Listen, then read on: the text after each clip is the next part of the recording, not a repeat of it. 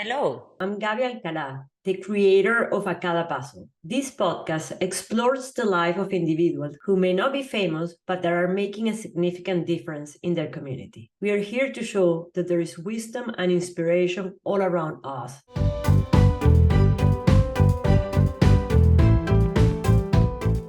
Caro. They say in Spanish, you wait for the good things to arrive to you, like lo bueno se hace esperar. So I'm here finally with you. I've been chasing you for, I don't know, for over a year or something like that.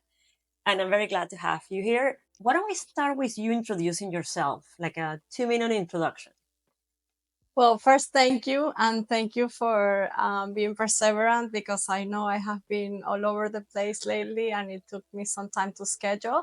But about me, my name is Carolina Trujillo and I know Gabby for many years now. I think at least, the very least, I think 20 yeah. years. I'm from Venezuela and I live in Boston, and that's how we got to meet each other. I have a lot of questions for you because I really admire what you have done in Boston and I want you to share your story with people. I want to start by saying, how did you started your own business? I mean, when I met you, you were working for a bank, if I recall correctly.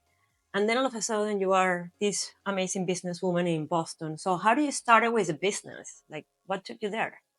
To be honest with you, when I was working, I first worked for a bank, and that's correct. And then I worked for a nonprofit, and I was very serious at my job. Unfortunately, I went through a health issue.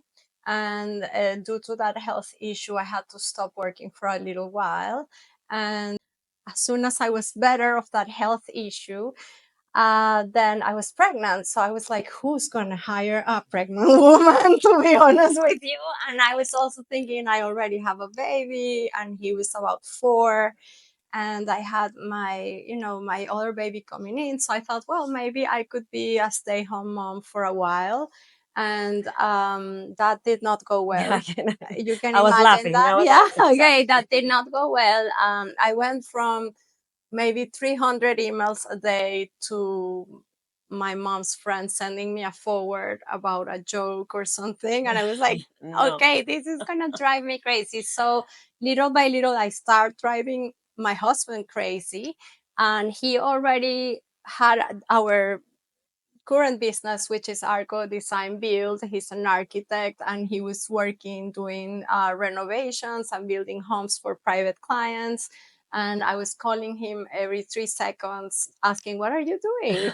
Because I'm doing nothing. And at the same time, I start organizing things, and I'm a big organizer person. So I start going through receipts and things, and I'm like, this is not like the right way. This is not how it should be.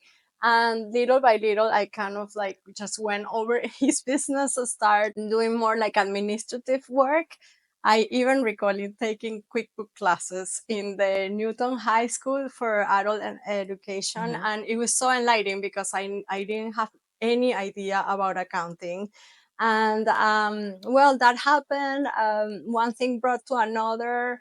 My parents wanted to invest at the time. They gave me some money. We purchased a house, and I started my first development very informally. It was a 2-family house in Brookline. And, that was good, but it was not enough work. And after I had the baby, the first thing I did was looking for a job again. And then I continued to work at the bank, but simultaneously did some projects until those projects got big enough that they needed more attention, and my kids also were more demanding. So I decided to leave the bank and start working in my husband's business full time, only on the development side. And that was the beginning. And then from there, Yes, took off. many ideas came to my mind, and I continued to grow in different directions. So I want to talk about those ideas that come to your mind. But before that, I want to ask you, what is that you like the most about what you do, about being a businesswoman? And you gave me some questions before this to at least reflect, and it was so funny because it really made me reflect. And I was like, am I doing what I really like, what I want to do on the rest of my life? And what is that I like the most? And what all came to mind always And even when I have done like some executive classes or things that they ask you think one word that will describe you, I always think of friendship. Friendship for me is like the number one word in the world. It makes me so happy to work with friends, to be around friends, to be social. And I always make sure that when I work with a group of people, they're my friends. I don't want to work with a group of people where I don't feel comfortable. And so coming into that, I think that connecting one another and making sure that it's not just a business relationship, or it's not just like a polite way of relating to another person, but trying to go deeper and understanding what that person needs and how I can collaborate with that and how we can do things together. I Yes. think that's at the end what really makes me happy. And it has been a great way of doing business, but also it has attracted a lot of opportunities. What are things you don't like as much? That's a good question. There's always So something that you don't. something that I don't like, yes. I think that when you're a business owner, and especially my business is so small. I shouldn't say my business. Our business Yeah. is so small that there are things that have to get done, but maybe are not, where your skill sets are. Still they have to be done in order to be Yeah. progressive and in order to be so I think that there's a lot of I love organizing and I love being at all the administration or coordination part. But when I have to get very deep into technical Yeah. details, it's something that I don't like. I love working with other people who love those Good. Yeah. technical Yeah. details, and then I can kind of bring them out and make it right. But I'm not I can't say I'm not detail oriented, because on the things that I like I am, but I'm not that type of person who likes very technical things. So do you delegate? Because that's what I see a lot in you. You delegate those things or not? Yeah, I would say I have grown into delegating. Delegating is not an easy thing, Yeah. and I don't think that anybody in this world is organically delegator. I do have a downside, and I'm gonna admit to that, where I can get to be or wanting to be perfectionist, because nobody is a perfect Yeah. person. And I did go through times where I wanted to do it myself, and I don't want to give control because I don't think it's gonna get out on the same way if I do it, right? But I learned with time that that is not realistic, first Yeah. of all. And also I learned that there are people who actually know a lot more than me, and I should listen. And I think that was very helpful. And if I can tell you where I learned that, it was like a miracle to me to open my eyes that way, because when I was working at the nonprofit, they asked me to start a foreclosure prevention program, because that's when the financial crisis was Yeah. starting. We didn't have any funds, and the people who were coming for help for foreclosure were all the time more and more and more. So we really needed manpower, but we didn't have the money Money to to it. pay for it. And I went to Boston University, which is where I did my master's. And I told them, look, we're in a crisis. I really need help. Do you have any students that can Oh, nice. collaborate with this? And so they were super happy, because the students also need Yeah. internships. So we did a great Collaboration. collaboration there. And the students came, and I did a training for them. Actually, another friend of mine who used to work at the Fed helped me with the training and brought brilliant people to do the training. And the truth is that these kids, where some of them never had a job before, but we're like, we depend on you, and this family needs you, and this is what you have to do. And I had to let go. And that's the first time that I learned, like, if I really need gonna make a difference for these families, I need to trust the Totally. people that are working for me. And that trust word is what helps you delegate. Totally. Totally. One thing I want to go back when you said that you have a lot of ideas. One of the things that I admire a lot from you, and I see it a lot in your when you post things in your social media, and well, I'm talking to you, and when I go to your house and I hear you talking or events that you create, is I think you see life with the lens of abundance. You're not, you don't have a scarcity mind.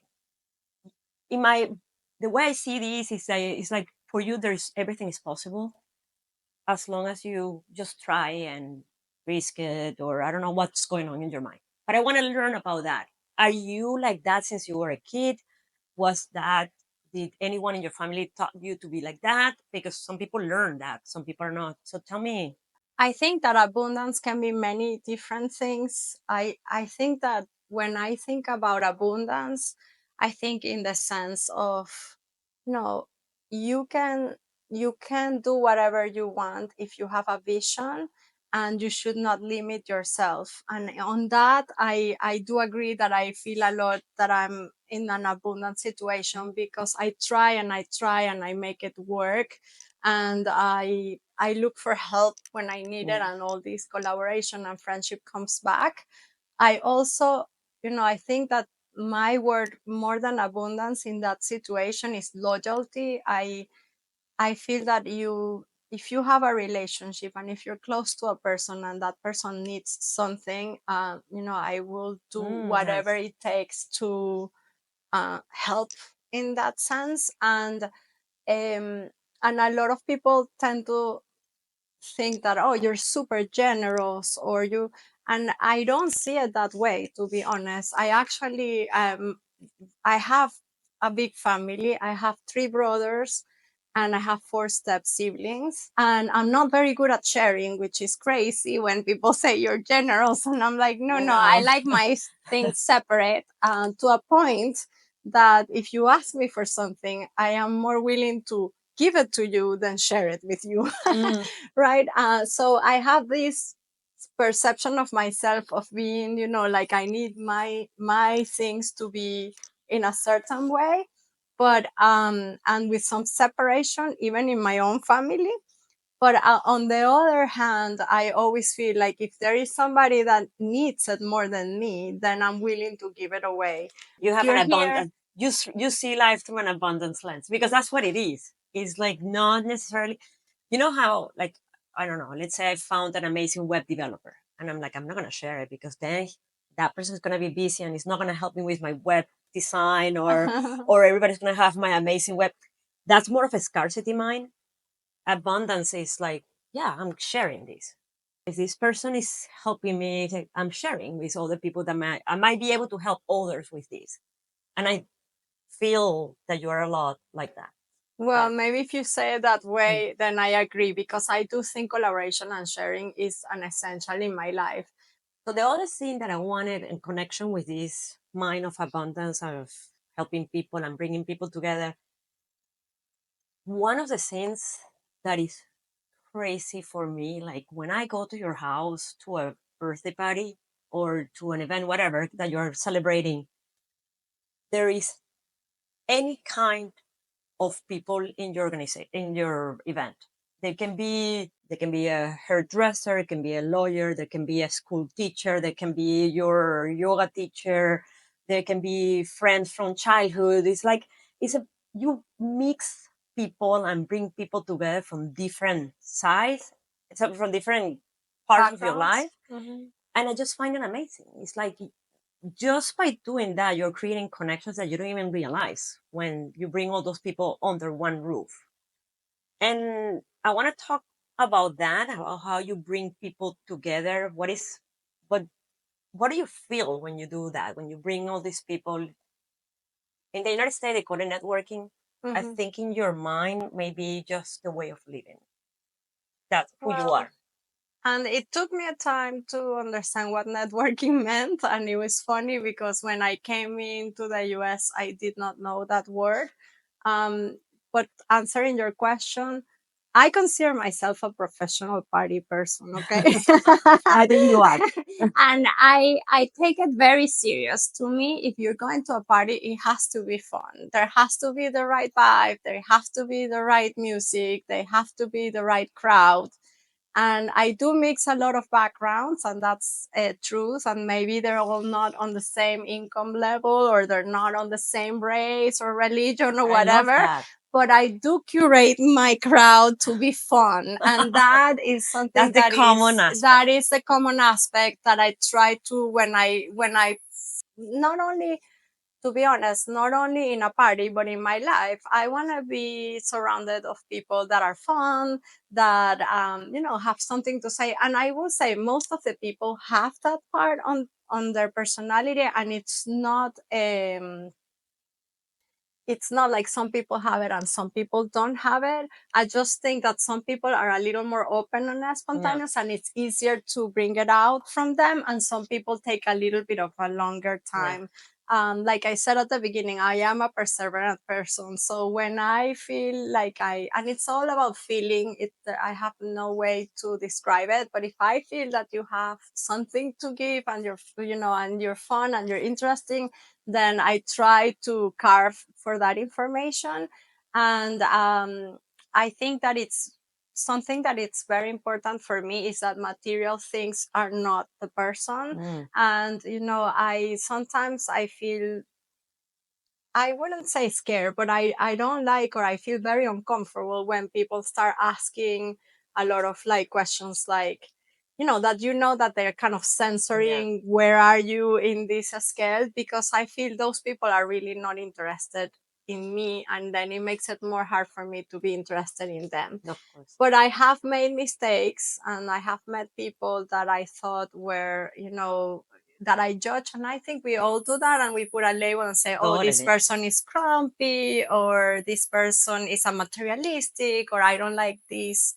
And the truth is that if you try a second time or a third time, you might find that there is a story, and we all have shells, and we all put a little bit of protectors for things that happen to us in our Totally. life. So Totally. I think keeping an open mind and not judging is very important to me. With that said, I do curate very well my crowd, and I like to have positive people surrounding me. You can feel that when you go to your house.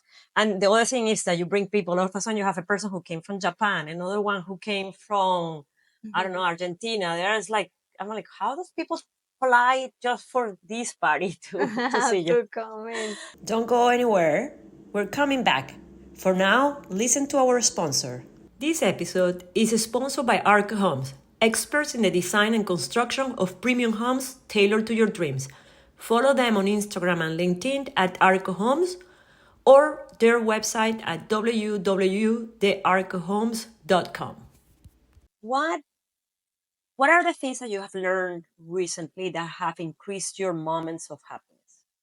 But I did learn few things that I didn't know, and I'm still learning.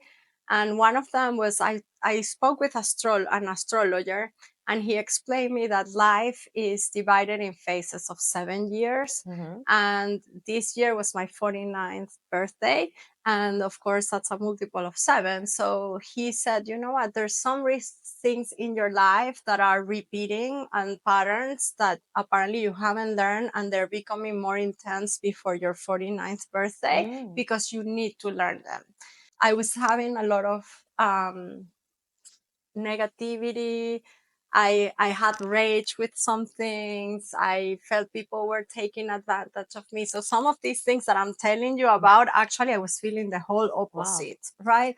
And I don't know how I was on Instagram, and then I see an interview of this friend, which I actually would love you to interview, please, and I will make that introduction.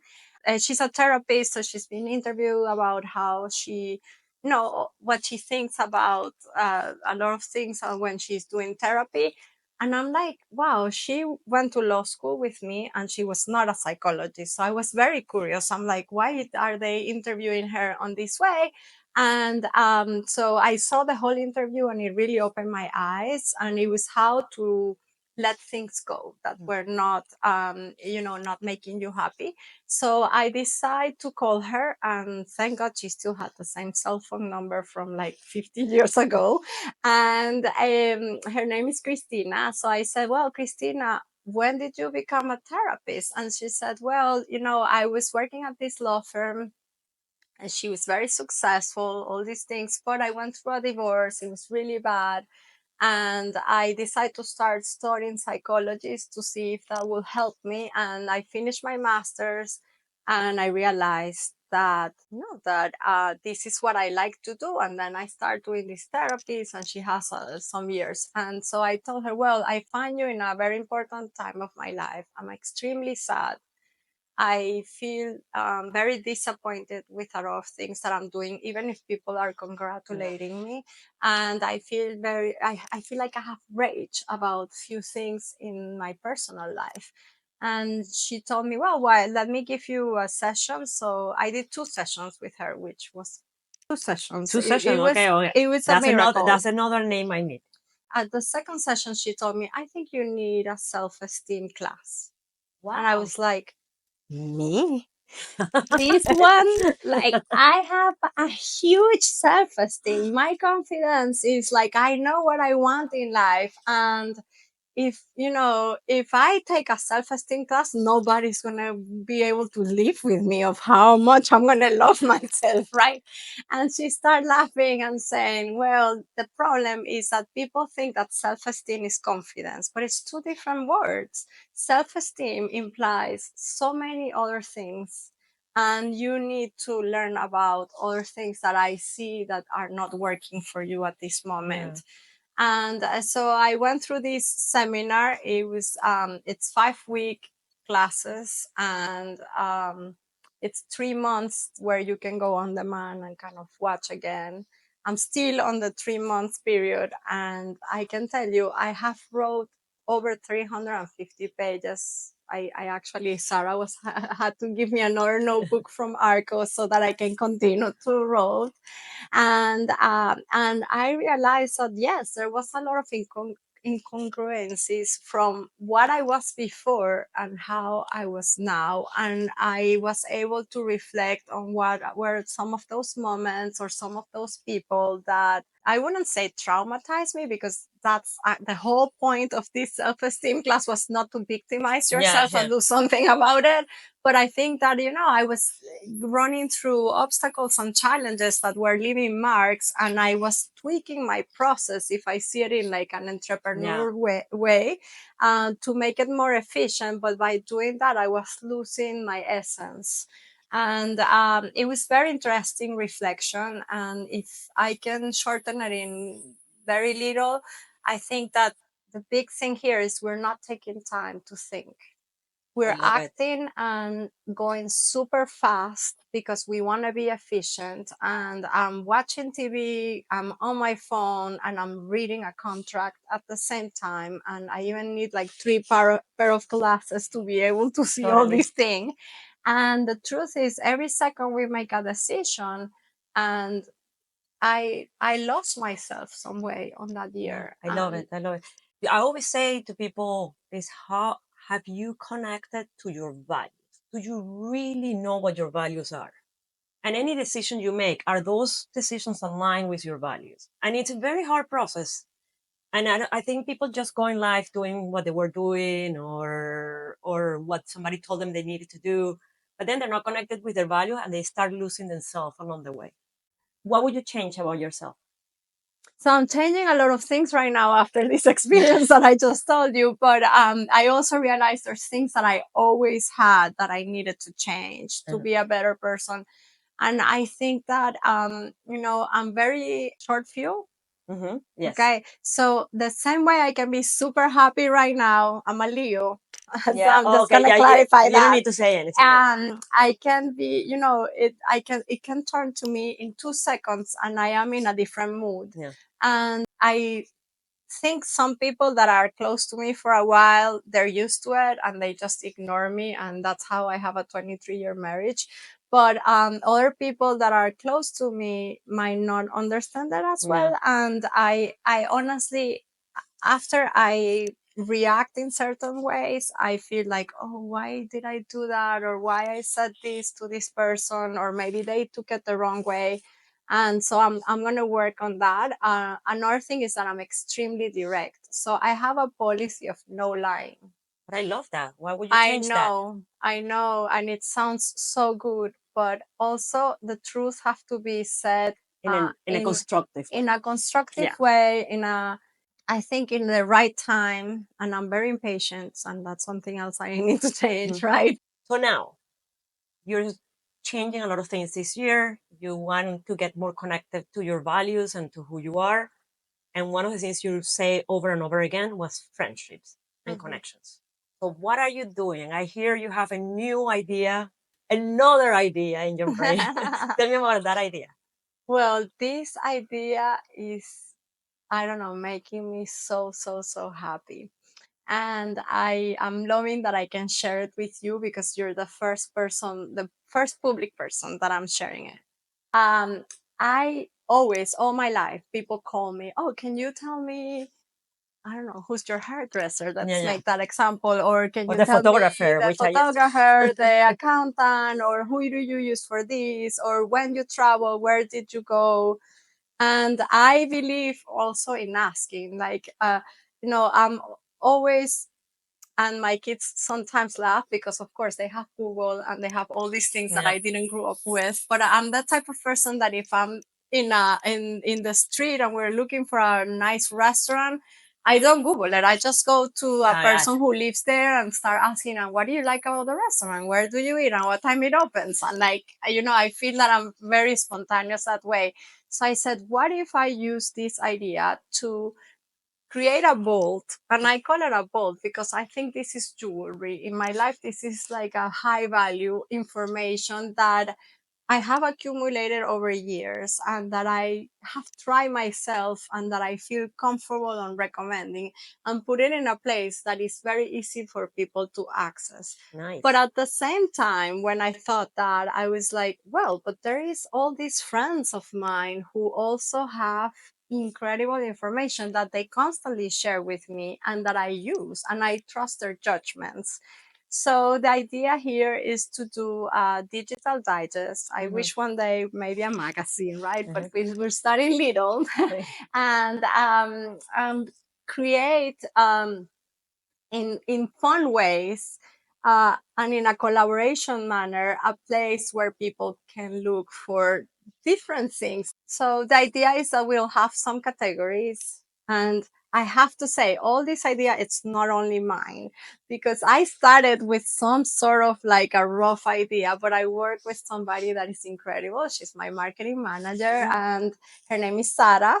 And Sarah, of course, took like these 2 3 ideas, and I already talked about not being too technical with things, and I kind of have the whole picture, and we both got very very excited, and then she went and Nice.